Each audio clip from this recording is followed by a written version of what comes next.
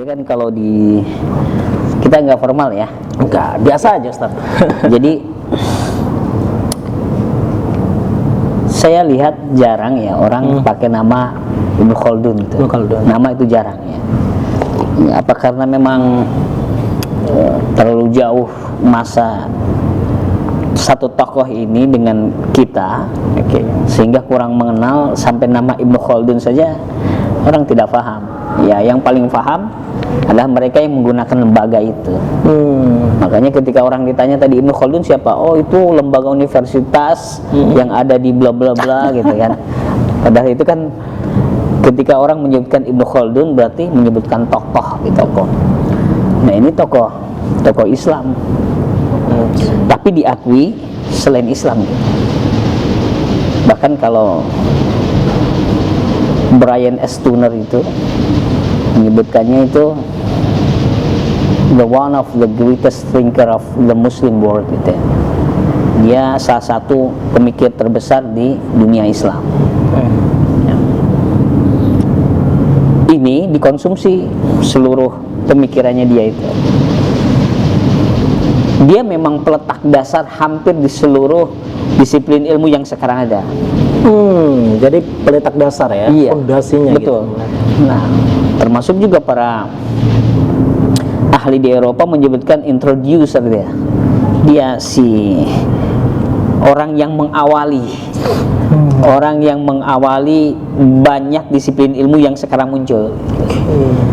Baik dari sisi politik, sisi ekonomi, sejarah, sosiologi, kemudian hukum, bahasa dan sebagainya. Jadi beliau sangat komplit dalam meletakkan banyak disiplin ilmu, termasuk juga teori-teori pemikiran yang sampai hari ini seolah-olah dia baru hidup di zaman postmodernitas hari ini. Seolah-olah begitu, karena relevansinya itu tetap ada keterkaitan terus.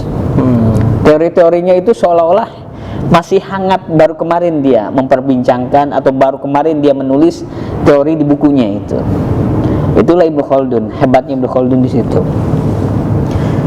Kalau kita lihat di beberapa literasi, nah nanti kita sebutkan literasi terakhir sampai munculnya atau autobiografinya Ibnu Khaldun itu, beliau sering disebutkan dengan Abu Zaid Waliuddin.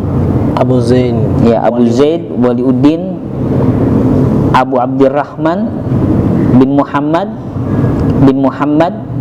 bin Hasan bin Jabir bin Muhammad bin Ibrahim bin Abdurrahman bin Khaldun Al-Maghribi Al-Hadrami Al-Maliki. Namanya. Nah, itu keturunannya. Nah, ya, Ustaz bentar ya. Saya diulangin. Memang agak susah.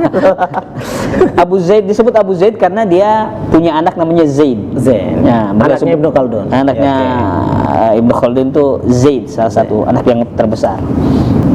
Waliuddin itu adalah gelarnya dia ketika jadi hakim. Oh, jadi Ibnu Khaldun ini pernah menjadi hakim? 6 kali. 6 kali menjadi 6 kali jadi hakim. Luar biasa, nggak ada di zaman itu yang dia jadi hakim diangkat lagi sampai 6 kali. Itunya hakim kubat ya. Hakim. Apa pernah nggak Ibnu Khaldun sebagai hakim memutuskan perkara lalu hukuman mati kayak sama? Ya, itu mungkin kalau ada Ferdi Sambo di zaman itu hukum mati juga sama dia. Iya. Nggak apa sebut nama. Dia Waliuddin adalah gelar ketika dia hakim. Kemudian gelarnya dia tadi Al-Maghribi karena lahir di Maghrib. Maksudnya kalau Isya berarti Al-Isya'i bukan. Maksudnya Maghrib itu adalah tempat Maroko atau khususnya Tunisia. Tunisia itu termasuk daerah Maghrib. Ya. Yang sekarang Maroko bukan ya? Maroko. Sekarang ada Tunisia, ada Maroko sekarang. Nah, berbeda ya. Iya. Terus Al-Hadrami karena dia masih punya keturunan Hadramaut Yaman. Al-Maliki karena dia memiliki madhab Malikiyah. Oh gitu. Madhabnya Malikiyah dia. Jadi makanya sebutnya kalau menyebutkan beliau selalu Al-Maghribi Al-Hadrami Al-Maliki. Belakangnya itu. Khaldun itu satu keluarga. Jadi ada keluarga yang namanya keluarga Khaldun. No, kayak marga begitu bukan ya? Marga. Ya? Sebenarnya Khaldun itu keluarga besar atau marga. Marga, oke. Dulunya itu di Carmone. Ya, dulunya di Carmone. Jadi orang tuanya atau nenek moyangnya itu berada di Carmone. Kemudian tidak lama dia pindah ke Sevilla. Nah, keluarga besar Khaldun ini sebenarnya orang terpandang, orang terhormat, orang yang mencintai ilmu, dan mereka itu para pakar dalam keilmuan.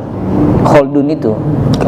Kemudian terjadilah tadi peristiwa kehancuran berbagai kerajaan, maka kemudian semuanya pindah ke Tunisia. Pindah ke Tunisia. Nah, ketika di Tunisia itulah kemudian Abdurrahman bin Muhammad atau Ibnu Khaldun itu lahir di berapa Pak? Kelahirannya dia tuh 27 Mei ya. 27 Mei 1332. Dia 27 Mei.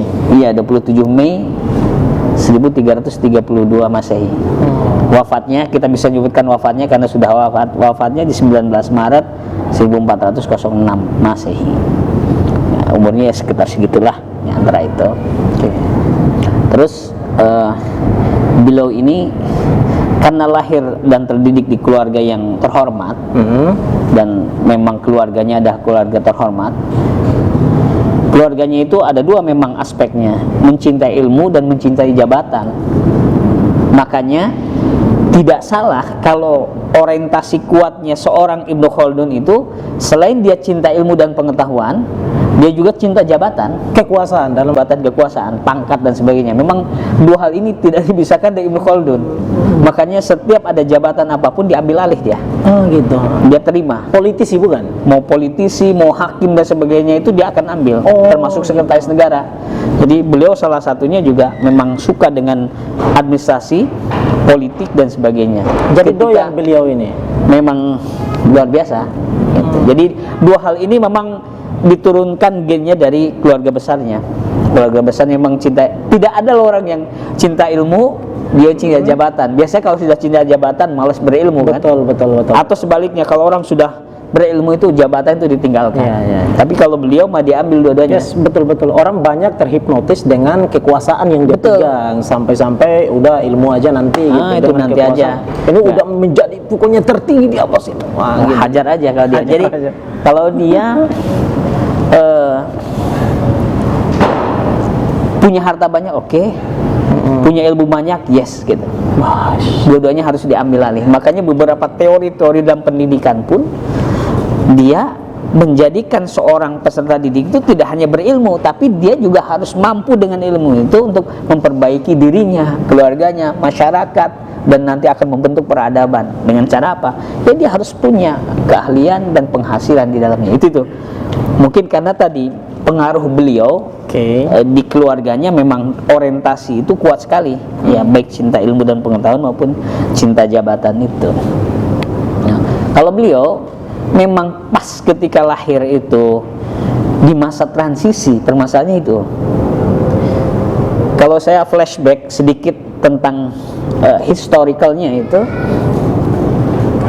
di zaman itu Baghdad sedang hancur, ya, kacau. Sehingga banyak para ulama dan para sastrawan Arab semua pindah ke Mesir. Kebanyakan di Baghdad ya. Karena waktu itu kan Baghdad itu ada peradaban Islam tertinggi. Ketika dihancurkan pindah ke Mesir. Waktu itu Mesir sudah jadi dalam kekuasaan Bani Mamluk. Nah, ternyata sejurus kemudian di daerah Andalusia juga, Eropa berarti, kerajaan-kerajaan di Andalusia atau kerajaan-kerajaan Islam yang ada di Eropa pun dalam keadaan terpuruk juga, dan itu satu persatu juga hancur. Jadi satu persatu jatuh ke Raja Kastilia, satu persatu jatuh kepada, saya sebutkan saja, orang-orang Kristen di Eropa. Itu juga membuat dampak buruk terhadap mana? Terhadap Afrika. Nah, Ibnu Khaldun kan di Afrika. Wilayahnya kan Afrika. Betul. Itu membuat dampak buruk di Afrika. Ternyata di Afrika pun ketika melihat dua kerajaan besar atau dua mercusuar Islam itu ambruk, itu membuat bentuk perpecahan dan revolusi yang terjadi di Afrika. Maka salah satunya yang menjadi penyangga besar yaitu kerajaan Muwahhidin ya. Oke. Itu pun ternyata hancur juga. Nah itu Afrika secara keseluruhan juga dalam keadaan kemunduran. Jadi Islam dan Afrika itu dalam keadaan kemunduran di abad 14-15 itu. Nah sedangkan di Eropa juga dalam keadaan masa transisi dalam abad kebangkitan. Jadi Islam dalam abad kemunduran dan kehancuran. Oke. Nah sedangkan Eropa abadnya transisi kebangkitan dan kemajuan. Jadi begini nih posisinya itu. Oke. Dua-duanya. Itu di abad 14-15 Masehi atau abad 89 Hijriah. Disitulah lahir Ibnu Khaldun. Maka Ibnu Khaldun lahir dalam keadaan paceklik sebenarnya. Dalam keadaan aut-autan. Oke, dalam kondisi negara sedang tidak baik-baik Betul. saja Bukan gitu. negara lagi, itu sudah dunia itu. Oh, dunia. Oke. Dalam keadaan dunia Islam sedang bahasa tidak baik-baik saja, itu seolah-olah masih punya harapan. Ya, Itu ya. tidak punya harapan, Mengalami maksudnya kemunduran. Sudah hancur, Pak. Hancur, oke. Sudah hancur. Posisinya di situ. Nah, sehingga juga membentuk pola pemikiran Ibnu Khaldun yang harus dibangun, dan dia mau tidak mau dalam segala keterbatasan dia harus banyak belajar. Oke. Posisi dia kalau di dalam literasi itu membagi 4 fase kehidupan Ibnu Khaldun. Oke. Ada fase belajar dia, Oke, fase belajar, ada fase bekerja, ada fase menulis, dan fase mengajar. Oke. Fase pertama fase belajar. Fase belajar. Kedua mengajar. Bekerja. Ketiga fase menulis. Menulis, uzlah, mengasingkan diri, meneliti. Itu fasenya. Kemudian baru terakhir fase mengajar. Fase mengajar dan jadi hakim itu. Oke. 4 fase ini lumrah sekali ketika menyebutkan Ibnu Khaldun. Fase belajar itu dia mulai dari umur sebelum balik sampai setelah balik di umur 20 tahun. Karena banyak juga guru-gurunya yang dia berada dalam disiplin ilmu tertentu yang memang dia belajar kepada para masyayikh yang ada di Tunisia waktu itu. Dia belajar, contohnya saya sebutkan misalnya Muhammad bin Sa'ad, itu salah satu gurunya. Kemudian Ahmad Al-Qassar, dan banyak syekh yang itu menjadi tempat dia belajar. Pertama ke bapaknya, jelas bapaknya itu syekh juga. Bapaknya, kakeknya itu semuanya para ulama di zaman itu. Oke. Para guru-guru juga. Ya, guru beliau pertama itu, bapaknya itu. Baru kemudian ke para masyayikh setelahnya. Yang paling mempengaruhi dan membuat corak hidup dia itu 2 syekh yang paling dia yang ada di hati dia itu. Yang pertama Syekh Muhammad bin Sulaiman Al-Hadrami. Yang kedua Syekh Muhammad bin Ibrahim Al-Abidi. 2 ini yang membuat corak hidup dan corak pemikiran Ibnu Khaldun sampai membuat Al-Ibar itu. Jadi ilmu agama dan ilmu umum, 2 syekh inilah yang mengawal sampai gede itu. Sampai umur 20 tahun tuh. Luar biasa ya? Ilmu pasti ya, artinya ilmu matematika, kemudian ilmu logika, filsafat, politik, seluruhnya itu dua syekh ini yang luar biasa. Selain itu juga dibagi lagi ilmu Quran, ilmu hadis, ya, kemudian fikih dan sebagainya. Sampai habis itu kutubus sittah itu. Kutubus sittah tambah Al-Muwatta Imam Malik, karena beliau Al-Malikiyah ya. Oke. Al-Muwatta, kitab Al-Muwatta itu habis tuh sampai umur 20 tahun. Itu di Tunisia. Jadi selama 20 tahun dia habiskan di Tunisia. Tapi secara keseluruhan selama 20 tahun dia mampu mengambil banyak manfaat dari para syekhnya, seolah-olah dia sudah ditempa dengan banyak pengalaman keilmuan. Karena pas ketika dia umur 20 tahun itu di Tunisia dan hampir seluruh daerah Samarkand sampai Maghrib itu terjadi wabah. Mungkin sekarang kayak COVID, tapi waktu itu nyebutnya namanya wabah pes ya. Pes itu mungkin kayak seperti lepra atau apa, yang modelnya seperti COVID. Jadi kalau terkena menular sedikit saja itu hitungannya tidak seminggu, hitungannya cepat sekali itu meninggal. Nah itu makanya banyak puluhan ribu kaum muslimin terjangkit oleh penyakit ya, kalau sekarang sebutnya pandemi. Maksud pandemi itu di zaman itu. Itu samarkan sampai maghrib, begitu terbentang jauh tuh, mematikan. Nah itu pun menjadikan keluarganya, khususnya orang tuanya juga syahid dengan jadi penyakit orang itu. tua, betul, ibu ayahnya. Orang tua dari Ibnu Khaldun ini kemudian mati karena pandemi ini ya. Betul. Nah itu membuat dia frustasi.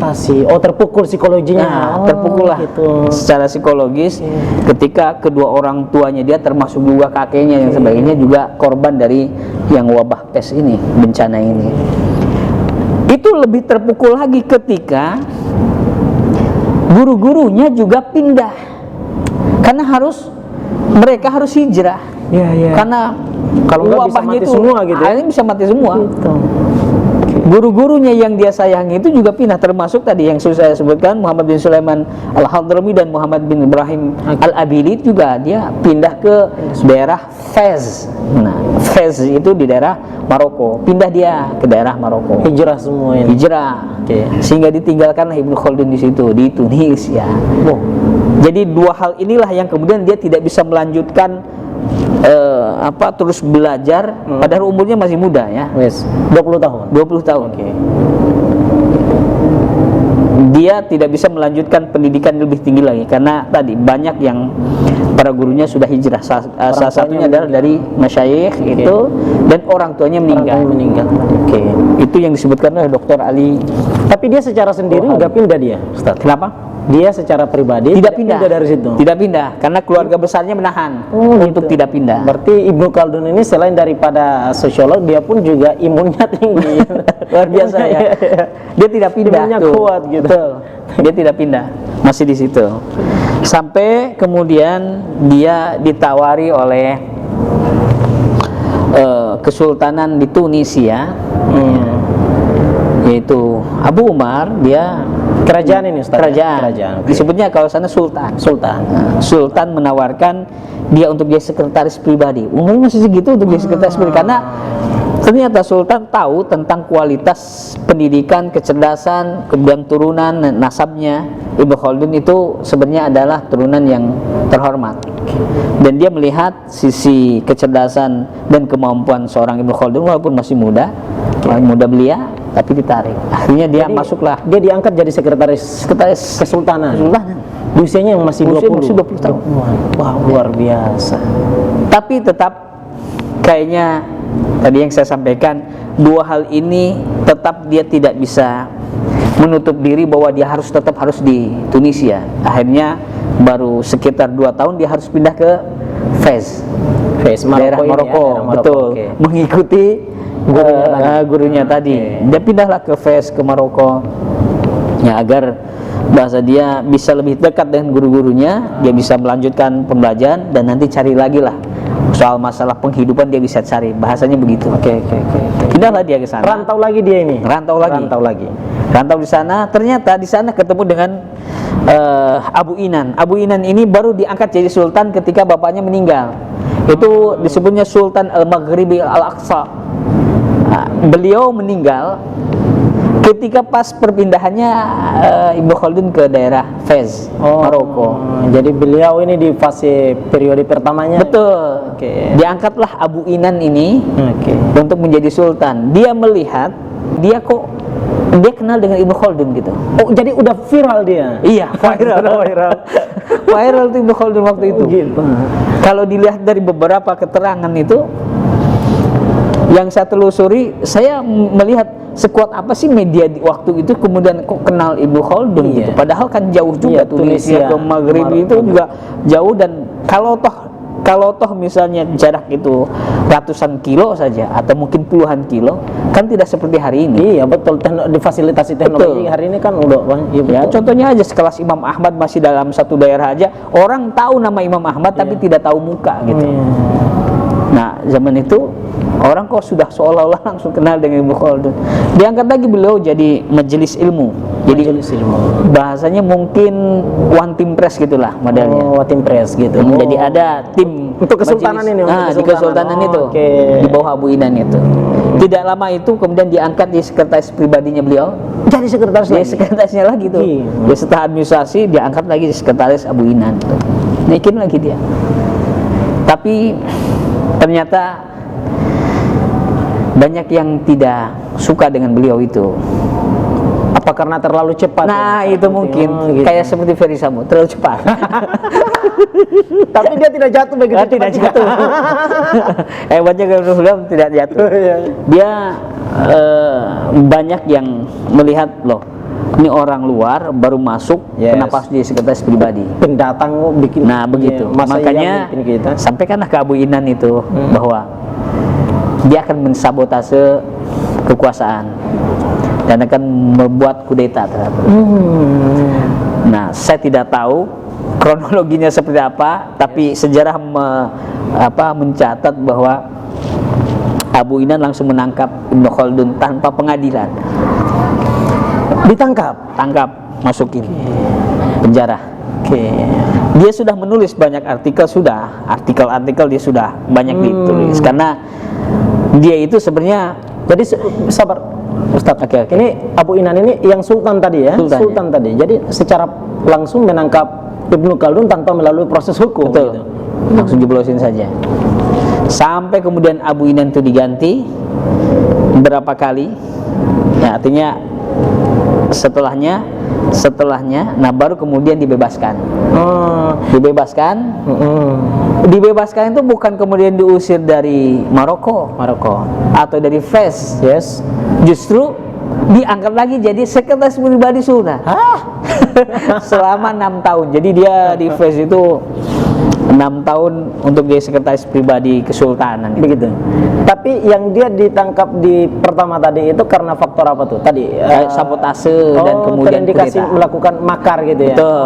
Nah ini oke. dia akan melakukan sabotase Gerakan-gerakan makar. Betul. Iya. Dan Padahal tidak. tidak terbukti. Tidak terbukti. Makanya tidak ada pengadilan kan. Oke. Yang penting masuk aja dulu. Saya ke kira penjara. ini pun juga harus disampaikan biar jangan sampai ada framing bahwa Ibnu Khaldun pernah melakukan gerakan Iya. makar gitu ya. Di zaman itu orang-orang atau tokoh-tokoh besar itu penjara itu rumah keduanya, biasa itu. Sekarang tokoh besar yang seluruh dunia mengakui tentang ketokohannya, mana yang kemudian dia tidak masuk ke penjara? Iya. Imam Malik masuk, Imam Syafi'i masuk, Imam Ahmad. Ini kan tokoh-tokoh yang semua universal, secara universal Yes. kan mengakui kan? Yes, menjadi pengetahuan umum lah gitu Betul. ya. Tapi masuk Semua. masuk penjara semua. Indonesia Buya Hamka gitu ya. Nah, saya katakan Gitu. ya Hamka, Iya. pasti masuk kan? Yes. Banyak itu tokoh-tokoh dunia atau mungkin tokoh nasional yang tidak terlepas dari penjara. Jadi setelahnya dia diangkat lagi. Diangkat lagi, Begitu dia sekretaris keluar, pribadi lagi. bukan langsung udah pulang sama Tidak, ke kampung jadi sekretaris halaman pribadi lagi. Karena memang tidak terbukti. Yes. Kalau betul terbukti makar dan sebagainya, harusnya dia jatuh dong. Ya, Atau benar. mungkin dia diusir dan sebagainya, tapi tidak. betul. Atau mungkin tidak dikeluarkan. Keluarkan itu kurang lebih sekitar 2 tahun lah, 2 tahun kurang. Tarik lagi jadi sekretaris pribadi. Tapi memang Ibnu Khaldun ke situ tuh bukan mengejar urusan itu karena dia masih muda itu ya. Dia mengejar untuk urusan-urusan keilmuan, ingin dekat dengan guru-gurunya itu. Makanya di sela-sela ketika dia jadi sekretaris pribadi, nah dia masih terus belajar dengan guru-gurunya itu. Ya. Jadi orientasi pertama dia ini untuk mendalami Betul. ilmu lewat guru-gurunya Betul. ya, bertemu. Tapi kalau harus hidup, dia kan harus bekerja. Yes. Betul. Bekerjanya lagi bukan Survive jadi ya. tukang tahu. Nah, kalau ada Pak Khaldun tukang tahu beda dengan Pak Khaldun ini. Ini sekretaris pribadi. Mungkin Sultan. zaman itu kesultanan itu bisa hari ini negara bukan Ustaz ya? Iyalah. Negara ya. Betul, negara. Besar dia Itu kawan. kesultanan itu besar di sana, Pak. Apalagi Maroko ya, wilayah Maroko Betul. tadi ya. Oke. Besar di sana. Kesultanan itu besar. Ya sama ya kalau kita identikan hari ini sebagai negara ya negara. Ya. Itu Ibnu Khaldun di waktu muda itu bukan sembarangan untuk dekat dengan pemerintahan itu. Ya mungkin melihat dari nasab keturunan yang bagus juga. Jadi dia di usia muda 20-an ini sudah apa namanya? Bergelut sudah di pemerintahan. Iya, bergelut di pemerintahan.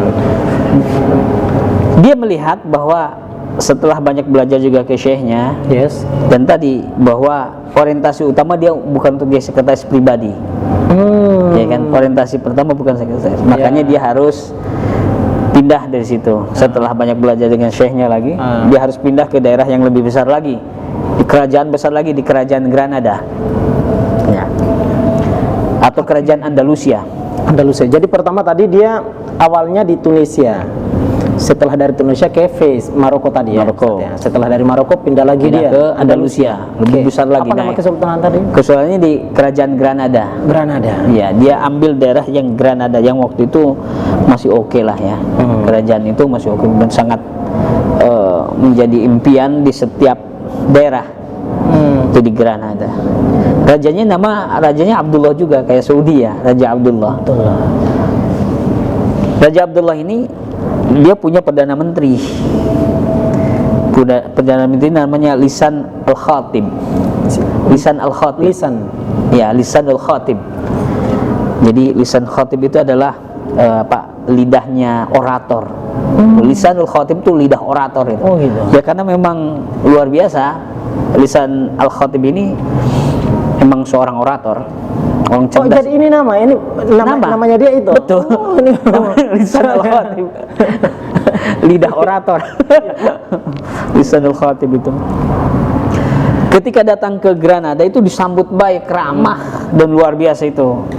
Ibnu Khaldun. Kenapa? Karena Dia terkenal Raja juga Abdullah dia di itu sana. terkenal karena Raja Abdullah itu pernah suatu saat ke Fez, ke Maroko, disambut baik oleh Ibnu Khaldun, diberikan tempat, pokoknya sebagaimana tamu dari luar. Ya betul. Tamu negara. Betul. Nah, Ibnu Khaldun lah yang memberikan tanggung jawab untuk mengurus Raja Abdullah dan sama Lisanul Khatib ini. Oh, waktu mereka di Maroko. Ketika di Maroko. Nah, ketika pas beliau keluar dari Maroko pindah ke Granada khususnya, maka disambut baik juga. Betul. Selain disambut baik, sama diberikan rumah, ya, diberikan harta waktu itu Ibnu Khaldun tuh. Tanpa melalui kerja. Nah, karena kalau hanya dikasih harta saja kan nanti habis juga. Ya. Makanya diberikan pekerjaan lagi. Nah, bukan tukang tahu lagi ini, tapi dia jadi sekretaris pribadinya Raja Abdullah. Karena dia tahu betul bahwa ketika dia di Fez selama 6 tahun, hitungannya 6 tahun, dia menjadi sekretaris pribadi di sana, kesultanan. Artinya, wah ini pengalaman pekerjaan sekretaris pribadi ini udah biasa berarti. Betul. Maka jadikan dia sekretaris pribadi Raja Abdullah. Kayaknya harus dipotong nih karena sudah adzan ini. Baik, nanti kita lanjut di setelah maghrib.